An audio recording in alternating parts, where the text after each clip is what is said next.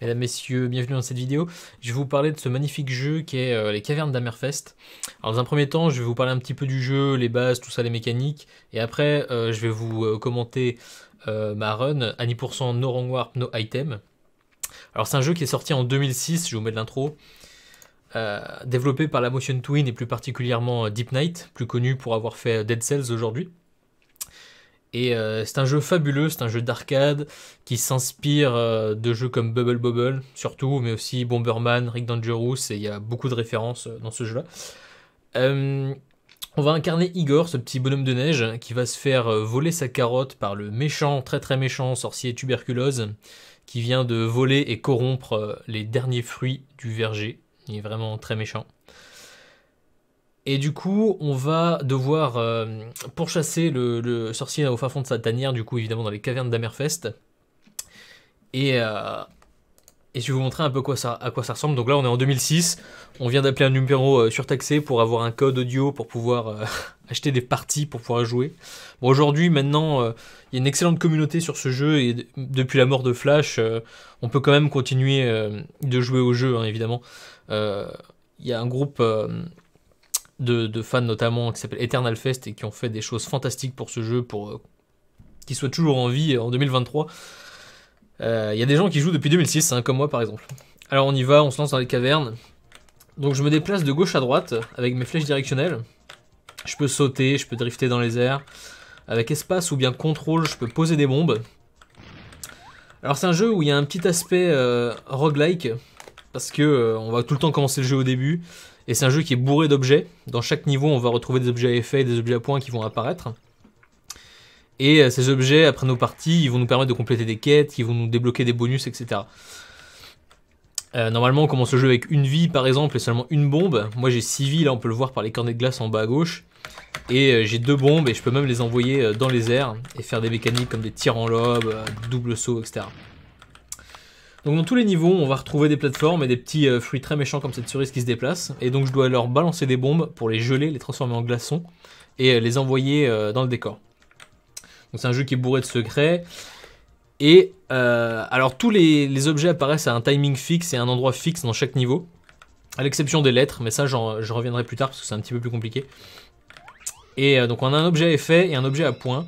Alors évidemment dans la run no item on va éviter les objets, en tout cas les objets qui nous font gagner du temps, parce que sinon c'est un petit peu unfair, il y a des objets qui sont vraiment très très puissants et qui font du dégât ou qui permettent même de skipper énormément de niveaux.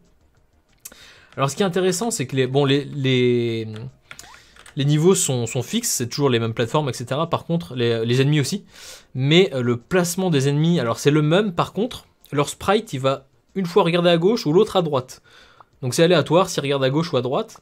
Alors quand il y a qu'un ou deux ennemis dans le niveau, comme ici par exemple, ça pose pas de soucis. Mais je vous assure que quand il y a plusieurs ennemis dans le niveau, ça peut vite créer un nombre de patterns absolument insane. Et donc on essaye de s'adapter et faire au mieux à chaque fois qu'on fait le niveau. Alors là vous avez vu, il y a un vite qui vient d'arriver à l'écran. Au bout de quelques secondes passées dans le niveau, ça arrive. Et les ennemis deviennent énervés, ils sont beaucoup plus rapides, et puis, alors ça c'est des ennemis basiques, hein, ils n'ont pas d'attaque, mais les ennemis qui ont des attaques attaquent plus souvent, et ils vont chercher Igor. Là, la cerise de l'orange, c'est des ennemis qui ont des capacités de déplacement très faibles, mais ensuite, les ennemis vont venir chercher Igor. Alors au bout d'un certain temps, il y a un deuxième ennemi qui arrive, c'est George, c'est la boule de feu, et celle-là elle est invincible, et si elle me touche, je meurs. Alors il faut savoir que si je me fais toucher par un ennemi ou n'importe quelle attaque d'un ennemi, je meurs.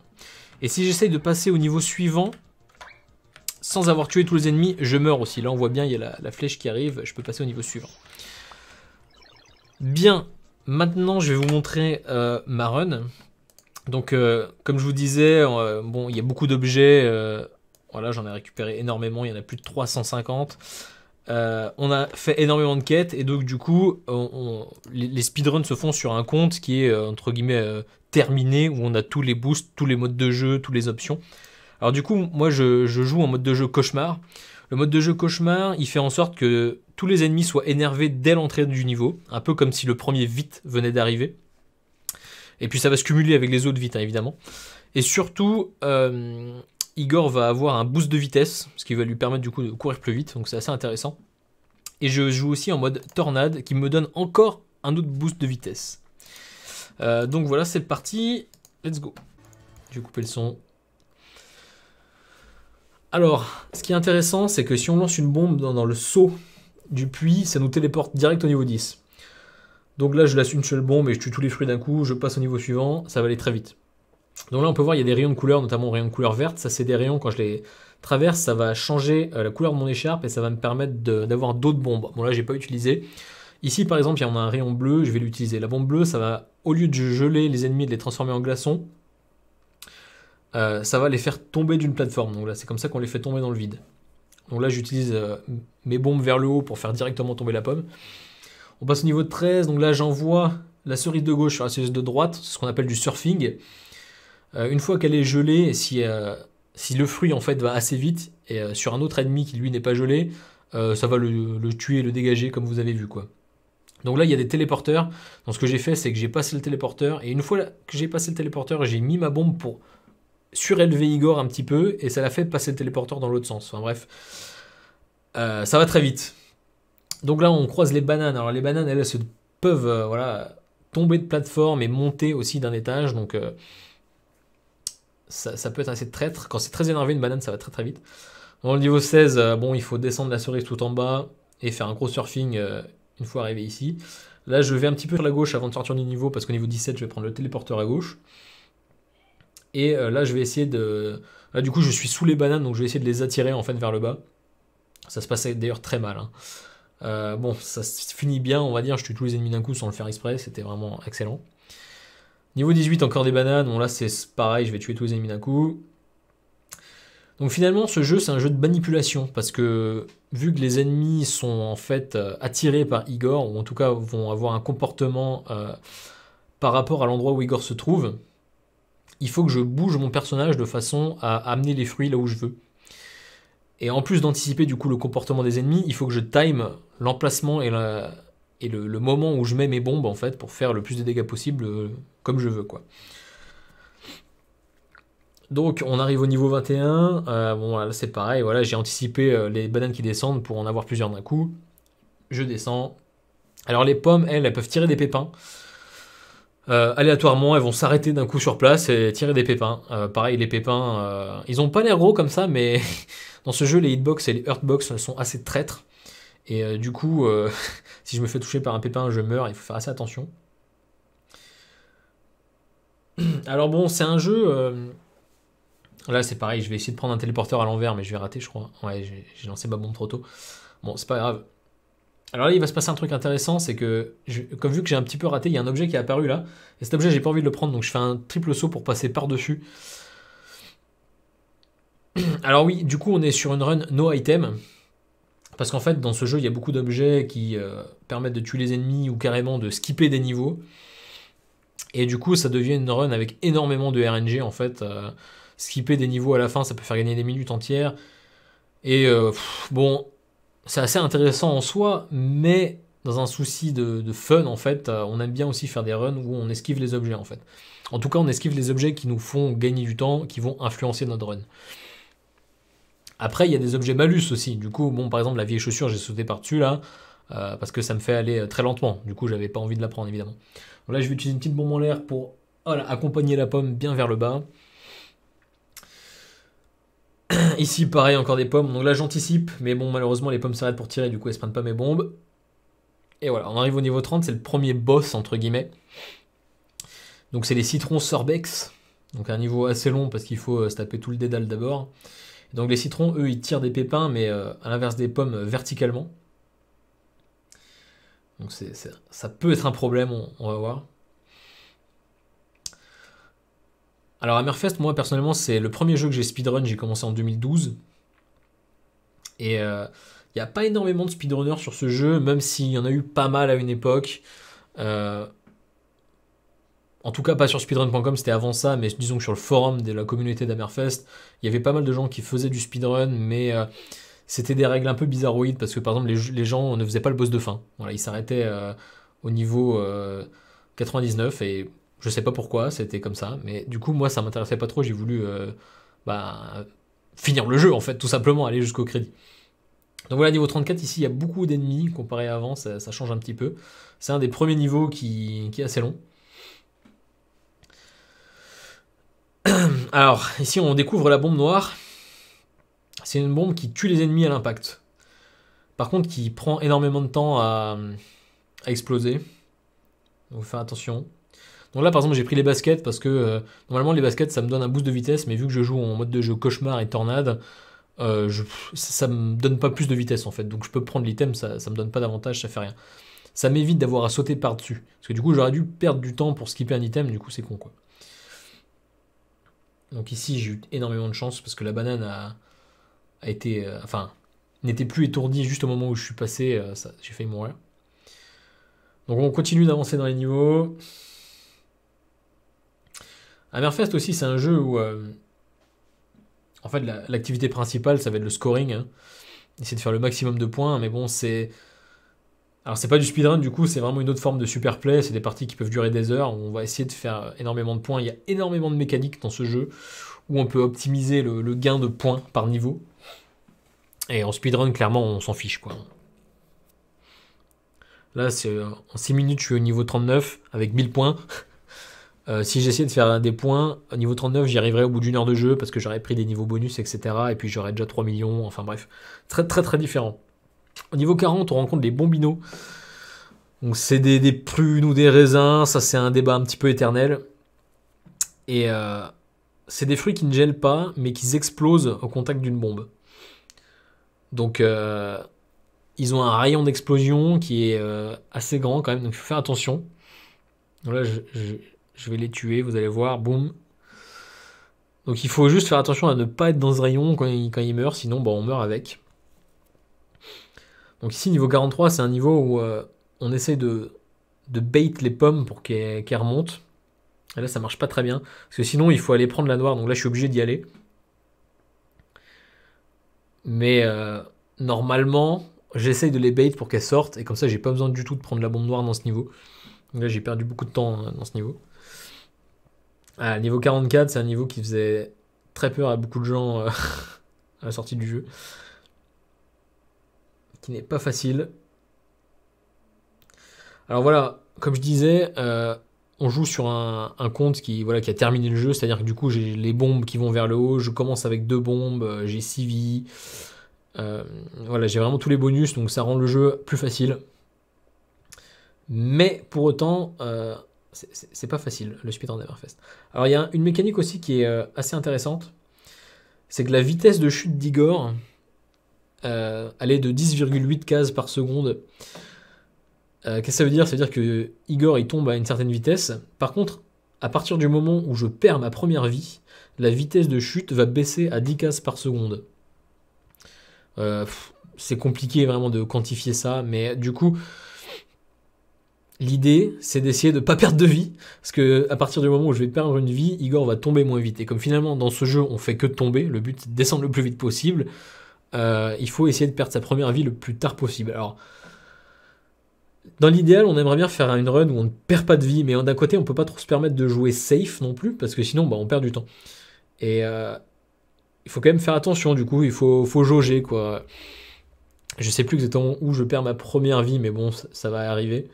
Généralement, c'est à partir des niveaux 60-70, il y a quelque chose qui se passe, et voilà, quoi. Donc là, au niveau 50, on rencontre les poirmelles bombes, qui de temps en temps vont s'arrêter pour vomir une bombe, hein. Qui a un rayon d'explosion.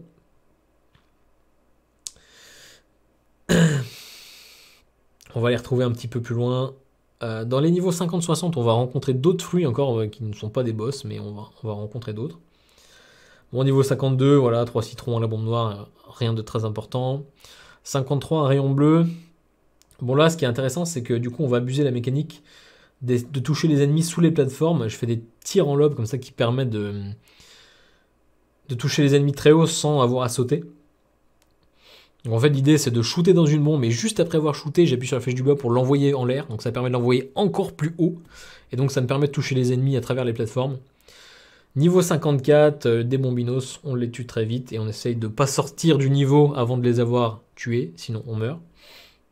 Niveau 55, on va essayer de faire un surfing. Ça se passe plutôt bien.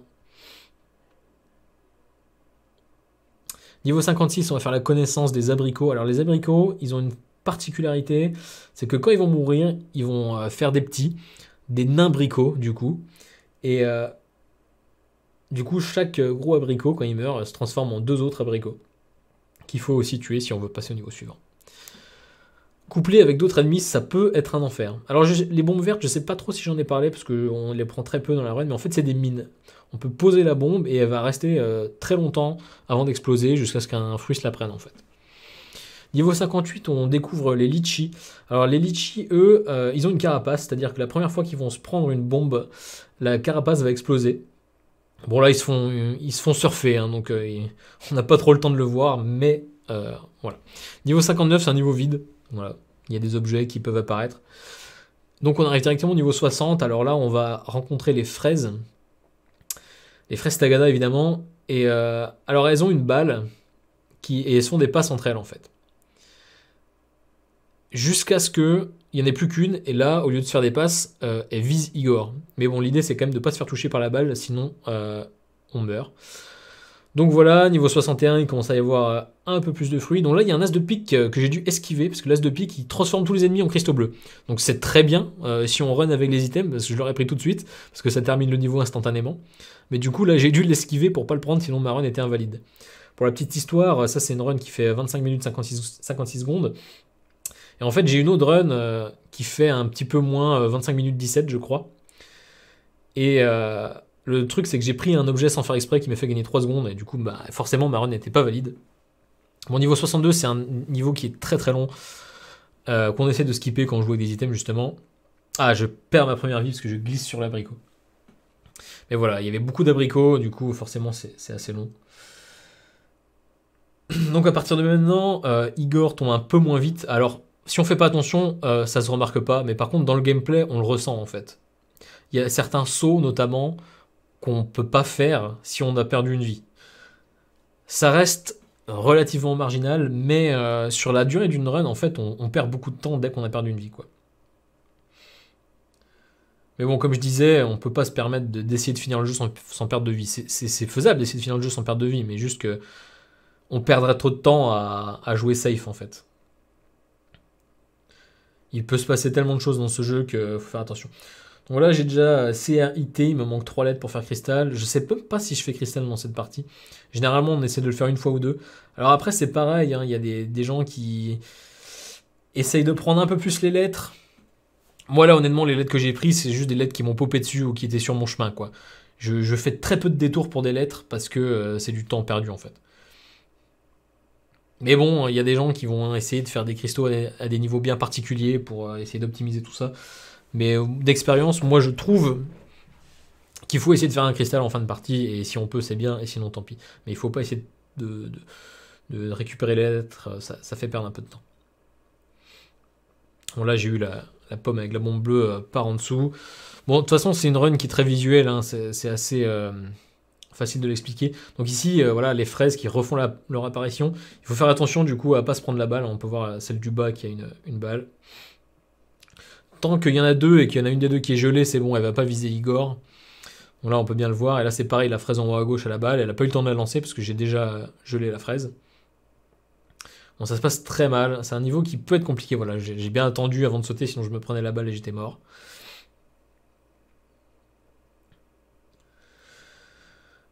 On arrive au niveau 70. Alors j'aimerais bien vous commenter un peu plus les stratégies des niveaux et tout, mais c'est compliqué. ça va trop vite en fait.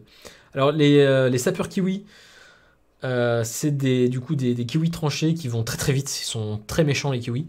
Et ils déposent des lamelles au sol qui vont devenir invisibles, et du coup c'est des mines. Et quand on va trop se rapprocher, elles vont réapparaître et exploser tout de suite après. Donc ça peut faire peur. J'ai failli me prendre une balle perdue de fraise là. Là j'ai quand même fait un petit détour pour récupérer le A. Alors les lettres, elles apparaissent dans les niveaux de manière aléatoire, mais il y a quand même des mécaniques pour les faire apparaître. Alors déjà, chaque lettre a un taux d'apparition particulier. Le S et le L vont être plus rares, alors que le C, R et le A, par exemple, vont être communs. J'ai plus les taux en tête, mais voilà. C'est quelque chose de l'ordre de 8% pour un L et 20% pour un A, par exemple. Donc voilà, si je tue un seul ennemi dans le niveau 72, par exemple, au niveau 73, j'ai une lettre qui va apparaître. Ce sera un R ou je sais pas quoi, on verra bien. Et ce qui est intéressant, bon là en l'occurrence c'est un C. Ce qui est intéressant, c'est que si je tue plusieurs ennemis avec une même bombe, donc en faisant du surfing par exemple, déjà, au lieu d'avoir un cristal bleu à la fin, je vais avoir un bleu, un vert, un rouge, un jaune, etc. qui vont me rapporter plus de points. Mais surtout, dans le niveau d'après, j'aurai plus de lettres. C'est-à-dire que si je tue 2 ennemis par exemple, au niveau d'après, j'aurai 2 lettres qui vont apparaître. Alors pas en même temps, mais j'aurai un R par exemple et un L, ou n'importe quoi d'autre. Si je tue 7 ennemis avec une seule bombe, j'ai potentiellement toutes les lettres qui vont apparaître au niveau d'après.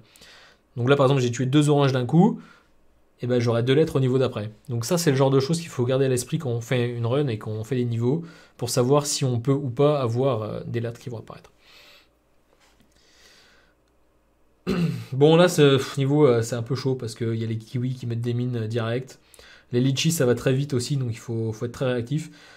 Je vous disais, c'est vraiment un jeu où il faut anticiper, quoi. Anticiper en permanence les ennemis et essayer de les manipuler. Mais des fois, on n'a pas le temps de réagir parce qu'ils vont très vite. Bon, niveau 78, normalement, c'est un parcours de pique, mais là, je peux juste sauter par-dessus hein, parce que je l'ai fait comme ça. Mais bon, faut pas se planter, hein, sinon je me plante sur les pics direct. 79, des téléporteurs un peu partout. Il faut juste pas rentrer dans la cage du milieu, sinon c'est compliqué d'en sortir. On arrive au niveau 80 et on découvre les bondissantes, donc c'est des pastèques volantes. C'est compliqué les pastèques volantes parce que ça va très vite et des fois c'est difficile de les toucher. Alors le niveau 81, il peut être long parce que c'est un vrai dédale et les fruits ne coopèrent pas toujours. Faut essayer de les bait vers en bas et puis les avoir à la bleue. Alors par contre, ce qui est intéressant, c'est qu'il y a un raccourci dans ce niveau. Si on sort par la gauche, comme je le fais là, eh bien on va pouvoir skipper le niveau 82. Donc là, c'est un objet, mais comme il est tout le temps là, c'est ce qu'on appelle un coef 0. Je peux le prendre là. Pareil, dans le niveau 83, on a des objets, c'est ces bibelots qui stunnent les ennemis. Eh bien, on peut les prendre. Et on descend ensuite au niveau 84. Le niveau 84, il est assez particulier parce que lui aussi a un objet, coef 0, c'est une vie supplémentaire. Je sais même pas si je la prends là, elle est un peu cachée en haut à gauche du niveau. Bon, du coup, c'est pas nécessaire, mais des fois, c'est assez important. Non, bon là, une fois que j'ai tué les ennemis à la noire, je reprends la verte pour finir la dernière poire et je prends le téléporteur à l'envers pour arriver au niveau 85.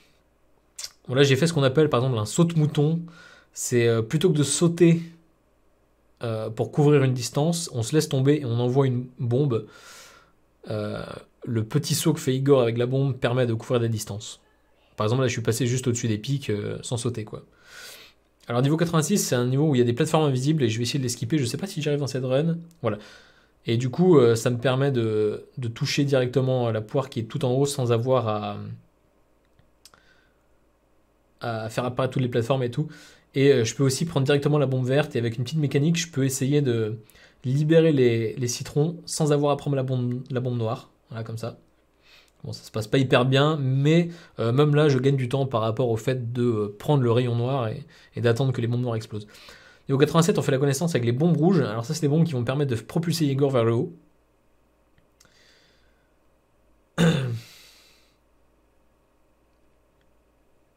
C'est assez particulier. Là, ça se passe très très mal. Hein. Ça fait longtemps que j'ai pas runné cette catégorie et il va être temps que j'améliore mon PB. C'est une bonne run, mais il y a encore et toujours de la marge. 88, c'est un niveau horrible ça, surtout si on tue pas bien les fraises et après elles vont rester seules. Il faut se déplacer sur ces petits carrés 1x1 comme ça et c'est un enfer. Être précis avec Igor, bon, visuellement c'est difficile de se rendre compte de la difficulté, mais gérer les déplacements d'Igor c'est quelque chose de très difficile en fait. Alors ici on a un mix de téléporteurs aléatoires et non aléatoires, donc faut faire attention. Parce que les kiwis vont mettre des lamelles dans les téléporteurs, les poires vont cracher des bombes dans les téléporteurs, il faut être vigilant.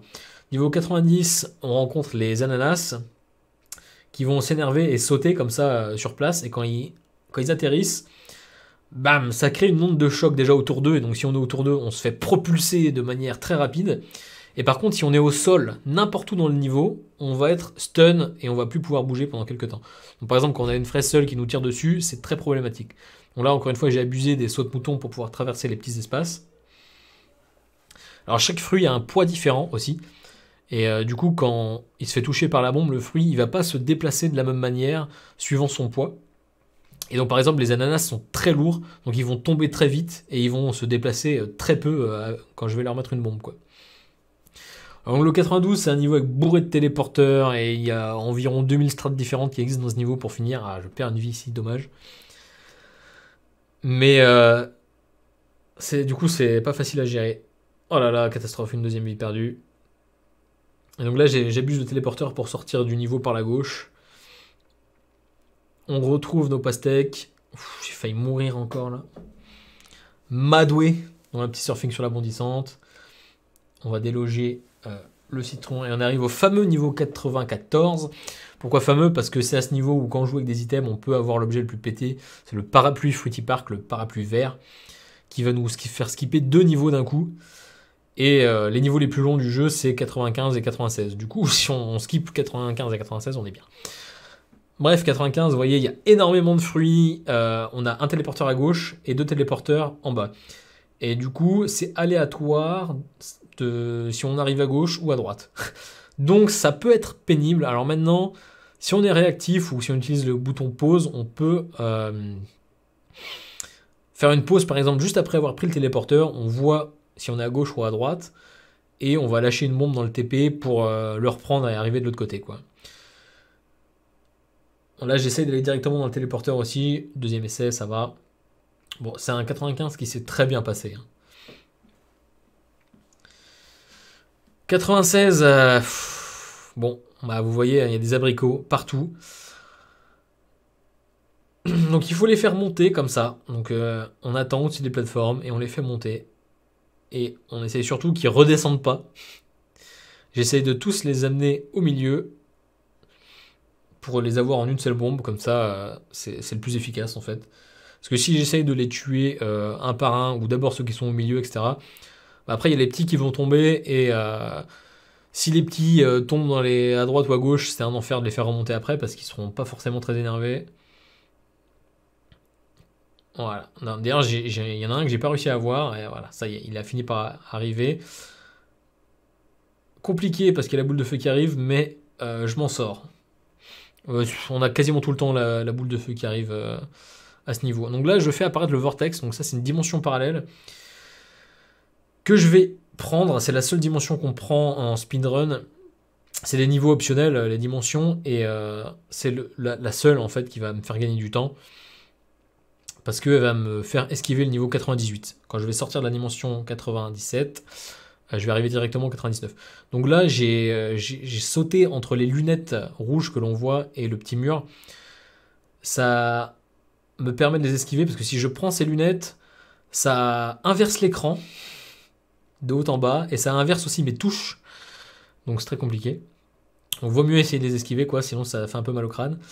Et donc, du coup, on arrive au niveau 99, qui est un niveau rempli de pastèques.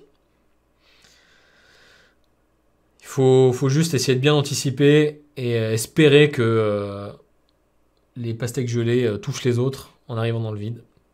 On arrive au niveau 100, le premier boss. Donc c'est la chauve-souris. Alors, il faut lui mettre une bombe pour qu'elle se transforme en chauve-souris de feu, bien sûr. Et là, il faut la toucher une deuxième fois, donc c'est un peu compliqué parce qu'elle a des boules de feu autour d'elle. Et une fois que je l'ai touchée une deuxième fois, elle prend enfin un hit et puis elle bouge. Elle va s'arrêter dans des endroits aléatoirement dans le niveau. Donc là, c'est pas terrible cet endroit parce que c'est assez compliqué d'aller la toucher. Donc là, je la touche une deuxième fois, deuxième hit, plus qu'un coup. Donc là, je crois que ça se passe assez bien. Si on pose ces bombes de manière très précise, on peut skipper la phase où il y a les boules de feu. Mais c'est assez compliqué. Une fois qu'elle est tombée, on peut arriver du coup au niveau 101 où on arrive enfin devant le sorcier tuberculose. Il a sa barre de vie à gauche et on va devoir le tuer. Alors comment on va le tuer? Il va faire apparaître ces petits trucs là et en fait il va invoquer des oranges. Et on va utiliser des oranges pour surfer sur le sorcier comme ça. Et bon là il charge une attaque, il va faire apparaître des boules de feu, mais j'ai pu cancel son attaque en le touchant à ce moment-là. Il a 3 ou 4 attaques différentes. Il y en a surtout une qui fait perdre énormément de temps, qu'il faut absolument éviter. C'est quand il fait une tornade qui fait léviter tous les fruits et Igor jusqu'en haut du niveau. Et puis ça dure, voilà, c'est cette attaque-là. J'étais très content là dans le run de pas... Enfin de l'avoir cancel plutôt. Donc là il commence à m'envoyer des boules de feu aussi aléatoirement, c'est pas terrible. Bon, il faut juste faire attention à pas cancel quand il invoque des fruits, parce que du coup c'est ce qui nous permet de le toucher. Alors ça, l'attaque violette, là j'ai de la chance parce que je la cancel en plein vol. Bon, ça me coûte une vie mais c'est pas grave. Donc voilà, il se transforme en boule de feu Kamehameha et puis il traverse le niveau de gauche à droite. En haut à gauche et en haut à droite, on a des lampes qui pop et qui nous permettent d'avoir plus de bombes aussi. Où là, il fait un saut, j'ai réussi à l'esquiver un peu de justesse. Et ça y est, je le touche une dernière fois, il est mort. Donc là, j'attends qu'il meure et je prends la porte. Je traverse le niveau 102 et j'arrive au dernier niveau. Et là, on a un dernier trick qui permet d'ouvrir la porte et d'atteindre l'ascenseur qui me ramène tout en haut sans que les fruits soient libérés. Et du coup, je le réussis que du deuxième coup. Donc ça permet de perdre le contrôle d'Igor et finalement de terminer à ce moment-là. Bon, c'est un trick un peu particulier parce que si j'arrive pas pile devant l'ascenseur au moment où la porte s'ouvre, je dois attendre en fait que le citron arrive aussi là et c'est assez long. C'est un petit trick qui fait gagner 15 secondes genre à la toute fin de run, mais bon, c'est relativement précis donc bon, des fois ça passe, des fois ça passe pas. On n'a pas vraiment beaucoup d'essais pour le faire, on va dire. Et puis voilà, on a terminé le jeu. Après, on a la séquence de crédit qui démarre et c'est terminé.